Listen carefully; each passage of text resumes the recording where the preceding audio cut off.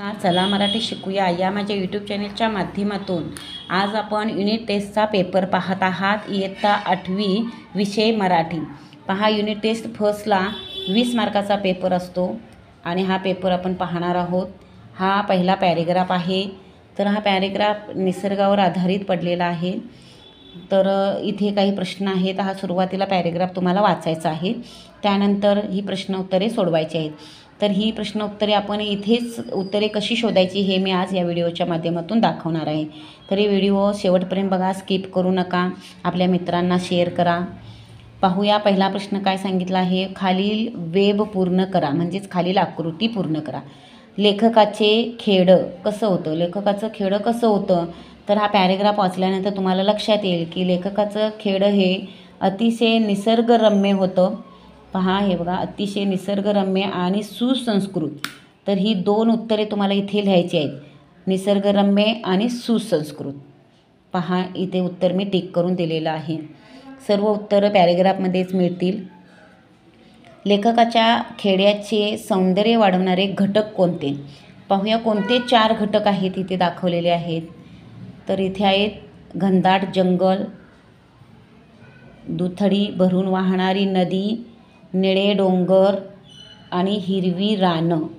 पहा, उत्तर थोडं मोठं आहे, पण 4 बॉक्स दिलेले आहेत। हे बॉक्स आपल्याला उत्तरपत्रिकेवर करायचे आहेत, मोठ्या स्वरूपात करायचे आहेत, म्हणजे तुम्हाला हे शब्द तुमचे इथे ॲक्युरेट बसतील।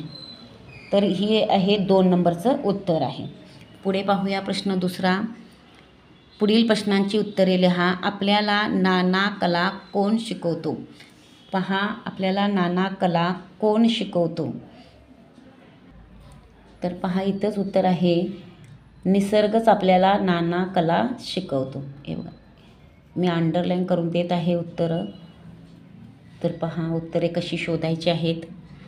पुढील प्रश्न पाहूया। निसर्गातून आपलं काय होतं? तर इथेच उत्तर आहे आपल्याला, निसर्गातून आपलं पालन पोषण होतं। पुढील प्रश्न पाहूया। वचन बदलून शब्द लिहा। आता वचन म्हणजे एक वचन आणि अनेक वचन। इथे काय दिलं आहे? एक वचन दिलेले आहे, त्याचं अनेक वचन आपल्याला करायचं आहे। जंगल जंगले, वाट वाटा। निसर्ग आपल्याला नाना कला शिकवतो, अर्थ स्पष्ट करा। हा मोठा प्रश्न आहे 2 मार्काला। तर पहा, याचं उत्तर कसं लिहायचं आहे। कारण निसर्गातूनच आपलं पालनपोषण होत असतं आणि निसर्गामुळेच आपल्याला सर्जनाच्या वाटा सापडत असतात आणि म्हणूनच निसर्ग आपल्याला नाना कला शिकवतो असे म्हणता येईल। असं मोठ्या स्वरूपात तुम्हाला उत्तर लिहायचं आहे। इथेच तुम्हाला उत्तर सापडेल। पहा, इथून इथंपर्यंत लिहिलात तरी उत्तर योग्य आहे। पाहूया पुढील प्रश्न कोणता आहे। तर दुसरा प्रश्न आहे। इथे दुसरा प्रश्न कवितेवर पडलेला आहे। हे ज्ञानाचे तेज पसरले नव्या युगांच्या नभात। तर ही कविता पडलेली आहे। तर यामध्ये काय प्रश्न सांगितलेत पहा। इथे पहिला आहे, रिकाम्या जागा भरा। भव्य, भव्य काय आहे इथे दिलेलं आहे, भव्य पटांगण। विशेषण भरायचं आहे।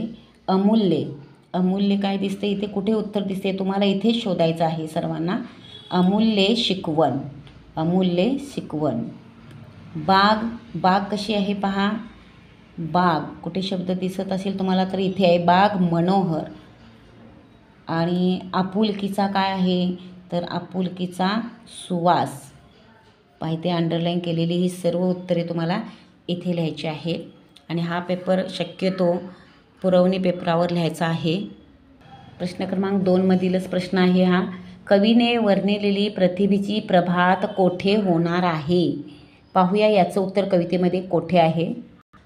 हे पहा, कवितेमध्ये इथे उत्तर आहे, कलागुणांच्या क्षितिजावरती ही प्रतिभेची प्रभात। म्हणजेच कवीने वर्णिलेली प्रतिभेची प्रभात कोठे आहे? कलागुणांच्या क्षितिजावरती। हे उत्तर आपल्याला लिहिता येईल। पुढील प्रश्न पहा। स्पर्धेच्या युगात अमूल्य शिकवण कोणाची आहे? पहा, इथे उत्तर आहे, अमूल्य शिकवण ही गुरुजनांची आहे। कोणाची? गुरुजनांची आहे। पहा, आता तिसरा प्रश्न, विरुद्धार्थी शब्द लिहा। याची उत्तरे तुम्ही आपल्या मनाने लिहायची आहेत। नवे जुने। पहा, इथे मी उत्तर लिहून देते आहे, नवे जुने। दुसरं पाहूया, सुंदर कुरूप. तिसरा प्रश्न आहे, ज्ञान अज्ञान. आणि चौथा आहे, चांगले वाईट. पहा, अतिशय सोपे शब्द इथं आलेले आहेत. पाहूया पुढील प्रश्न, शुद्ध अशुद्ध शब्द आहेत ते शुद्ध करून लिहा. आता शुद्ध शब्द बघा, सुहास. आता इथं सुहासमधला पहिला उकार येईल, इथे सुहासला पहिला उकार येईल. प्रतिभा पहिली वेलांटी इथे तला. युग इथे पहिला उकार येणार आहे आणि गुण इथेही पहिला उकार येणार आहे. म्हणजेच ही अशुद्ध शब्द आहेत, आपल्याला ही शुद्ध करायची आहेत. आता इथे नावासमोर चिन्हे लिहा. पुढील प्रश्न पाहत असताना इथे पहा, स्वल्पविराम. स्वल्पविराम कसा असतो, एक डॉट असते आणि पूर्ण या पद्धतीने स्वल्पविराम दिला जातो. त्यानंतर पूर्णविराम म्हणजे फुल स्टॉप. प्रश्नचिन्ह हे सर्वांना माहितीच आहे, क्वेश्चन मार्क. आणि उद्गार चिन्ह पहा, ही एक लाईन आहे आणि हे डॉट द्यायचं आहे, याला उद्गार चिन्ह म्हणतात. पाहूया शेवटचा प्रश्न आहे, पुढील वाक्यप्रकार ओळखा. तो रोज व्यायाम करतो. बघा, हे साधं विधान आहे आणि त्यामुळे विधानार्थी हे वाक्य कुठलं होईल, विधानार्थी. विधानार्थी वाक्य होईल. आणि दुसरं आहे, तुला लाडू आवडतो का. हे काय आहे, प्रश्नार्थक आहे.